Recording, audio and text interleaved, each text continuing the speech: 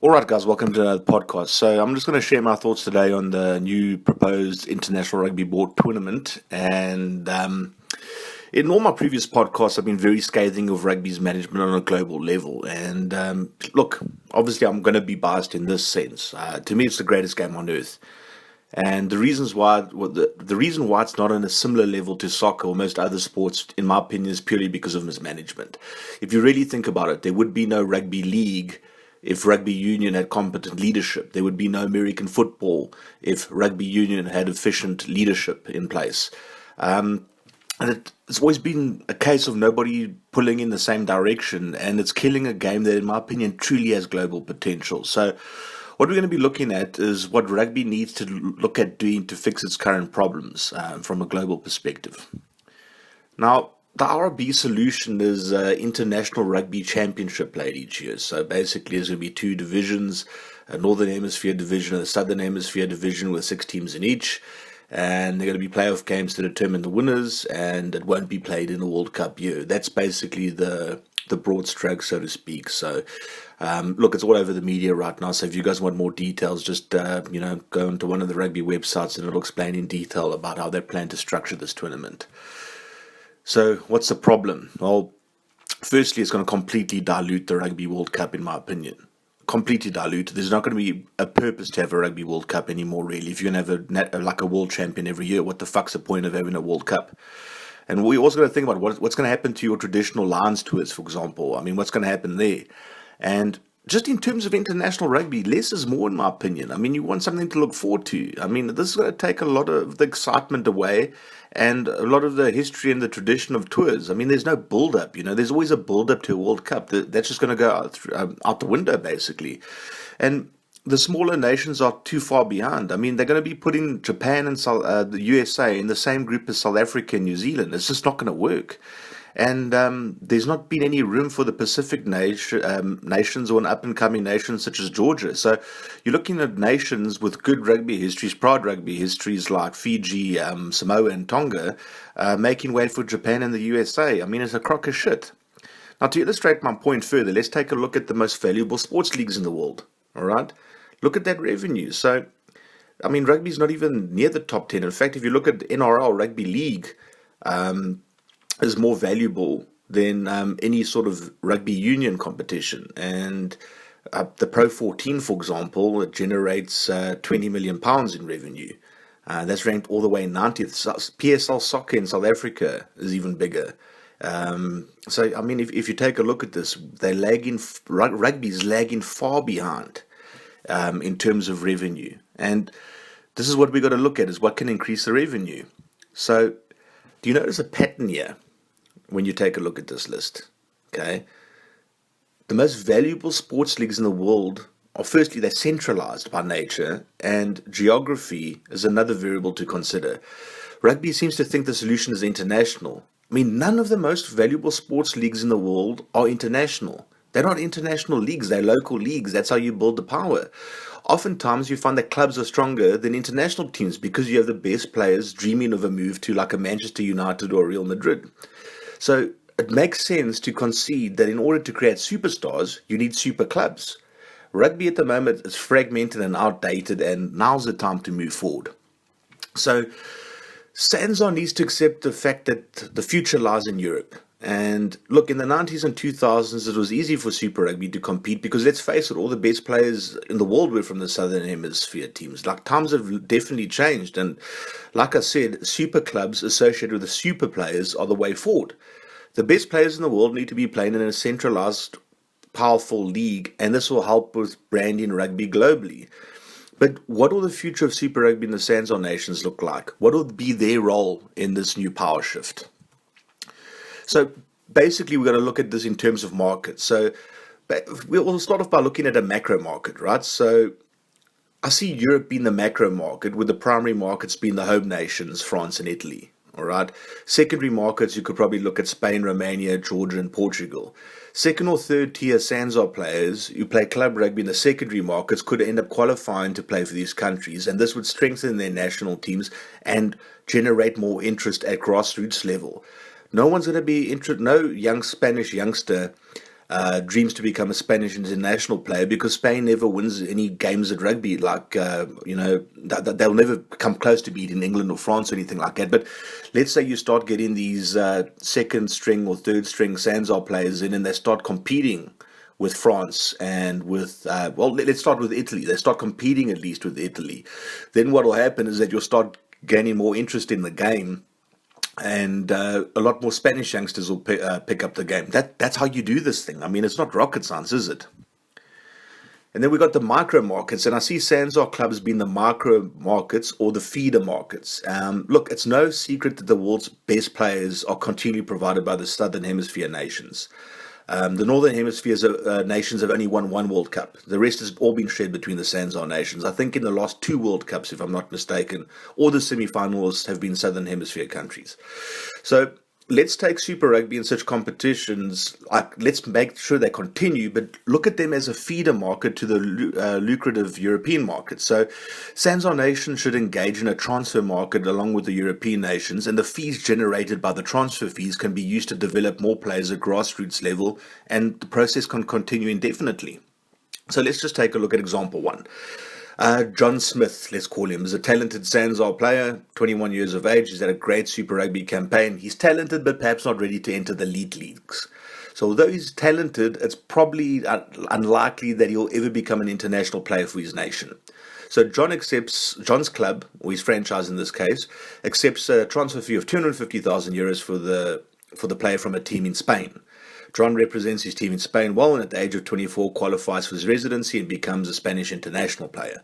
At the age of 26, John has really come into his own, and his club have accepted a €750,000 fee from Saracens in England.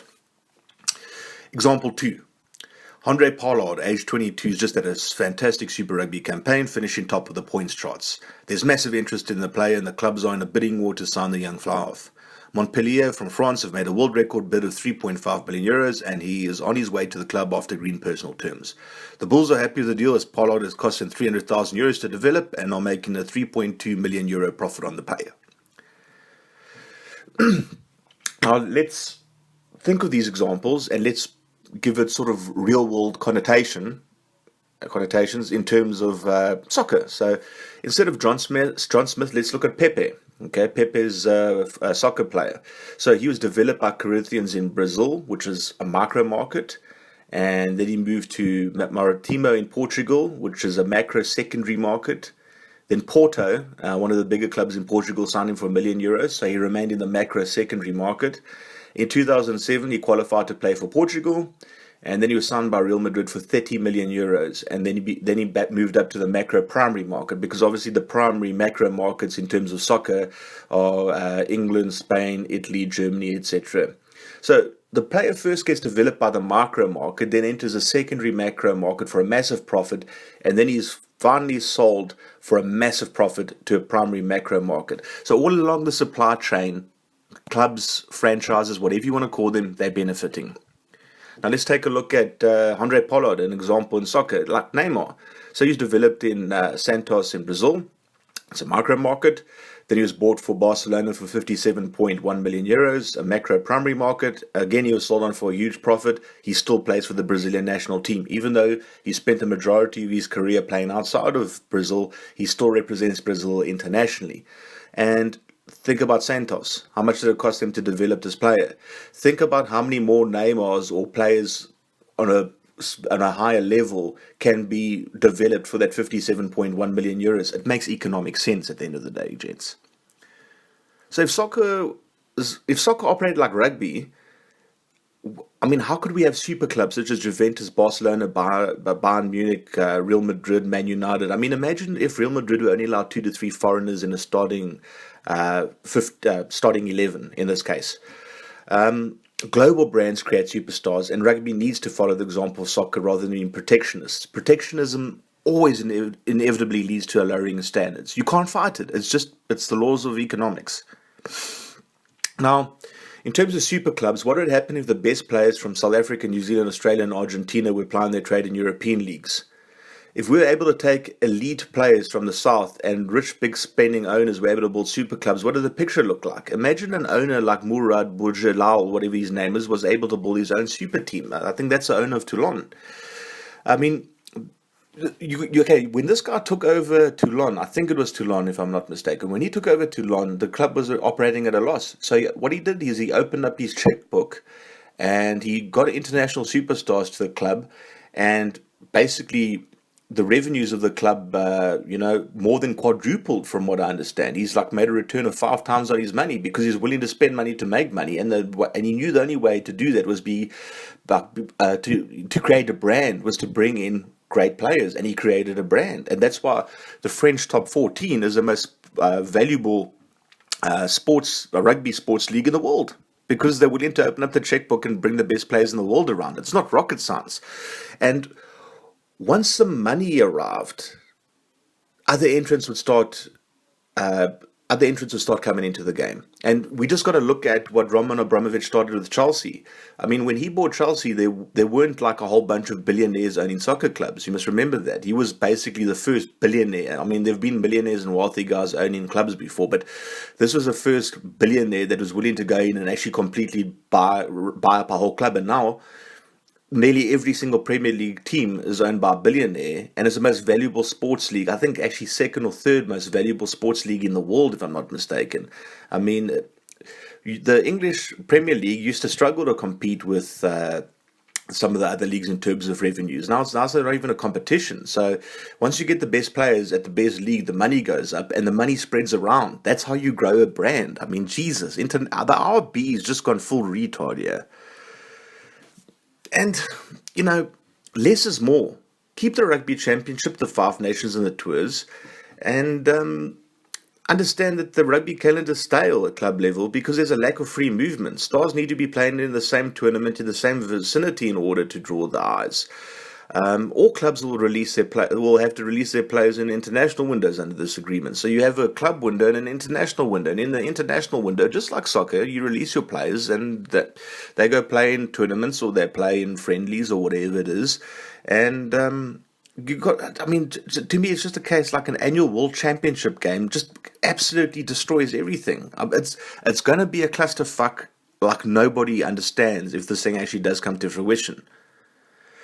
So in terms of my rules, look, soccer's not perfect by any means. There are pitfalls rugby needs to avoid. So, like, soccer has got a big problem with recruitment of kids. I mean, these guys are, like, recruiting kids that are 10, 11 years old sometimes. I mean, enough is enough there. So what you need to do is appoint an IRB commission to look into player poaching disputes. But ultimately, very simply, no player under the age of 20 may be transferred to another club. Just keep it that simple. So, keep them in their home countries until under 20 level. Once they join a franchise, they sign a 3-year contract or 4-year contract or whatever it is. Then after that, you pay the transfer fees. So in terms of my conclusion, look, teams like Leinster, Saracens and Toulon could become the Juventus, Real Madrid and Bayern Munich of rugby. Imagine having all the world's best players in a common league. The quality of rugby would be extraordinary. And what this would do is attract more crowds, increase television rights and grow the game exponentially. From a Super Rugby perspective, younger players would be developed and older players deemed surplus to requirements at the super clubs would return home to mentor. So, I mean, it's just benefits everywhere. Super Rugby would be the ultimate feeder tournament when true coffers remain full. With increased television rights in Europe comes bigger wages and thus bigger transfer fees. And what I mean by this, guys, is like, let's say the transfer record starts at like 2 million euros for a player, like say like a Kieran Reid or Brodie Retallick or someone like that. It starts at 2 million euros. If you've got all the best players in the world in Europe, where geography is not a major factor in terms of travel, and you've got money and you've got television rights, and these all start increasing over time. If you're a Super Rugby club and you've developed a shit-hot 23-year-old talent, and the European leagues are making more money, the players need more wages because of the television rights, then what ends up happening is that you can start charging 5 million euros, then 10 million euros, then 20 million euros for a player. I think it was in 2001 or 2002, I can't remember, but Zidane got sold for about, what was it? It was about 48 million pounds or something like that. Okay, so that what is that? That's basically 20 years ago, he got sold for about 48 million pounds. Okay, so when that happened, everyone was like, whoa, soccer's got way out of hand, things are getting ridiculous and all the rest of it. Neymar just sold for over 200 million euros. I mean, last year. I think it was last year or the year before, but 200 million euros. So you're looking at in a period of less than 20 years from 48 million to 200, over 200 million. That is crazy numbers, guys. And those numbers are going up all the time, and there's no sign that it's going to slow down. So you start the process, it would start low, but once you've got everyone in a common league playing each other, I mean, imagine like the top of the top, the creme de la creme, playing each other at a club level in Europe. For us in the Southern Hemisphere, maybe it's not that fantastic, to see our top players go overseas and all the rest of it, but there's no other way. Super Rugby as it stands now is not sustainable. And it won't be sustainable. The stadiums are empty. People are bored as hell, because you got to think about it logically. If you got the Super Rugby tournament, and it's protectionist, so there's New Zealand players playing in New Zealand, Australia players playing in Australia, South African players playing in South Africa. Then basically what happens after that? Then we play the Rugby Championship, and it's South African players playing against New Zealand players against Australia players. It's so boring and so predictable. For the first couple of years, it was quite exciting, but now it's just boring as shit, and the stadiums are empty, and people have had enough. So we need to make a change. Anyway, guys, let me know what your thoughts are. Personally, like I said, I'd like to think that less is more in terms of the international calendar. I'd like to see super clubs formed, and I'd like to see some sort of way where we can be realistic about what's going to happen. You can sit and you can hold on to the past for as long as you want, but realistically, Super Rugby as it stands now, they can try every format they want, they can try and make all the changes they want. Nothing is going to change. The fact of the matter is the future is going to be in Europe, and eventually you're going to make people choose between club and country. And if I'm going to be earning 4 million euros a year playing for a club versus, a club in Europe versus, say, 500,000 euros a year playing for a club in South Africa, I know where I'm going to go. I've got to look after my family and my future at the end of the day. You can come up with all that stuff about pride for the jersey. You got to have pride for the jersey. You got to fight for the badge. It's horseshit. Money speaks. That's it. Anyway, let me know your thoughts and have a fantastic week further, gents. Cheers. Bye.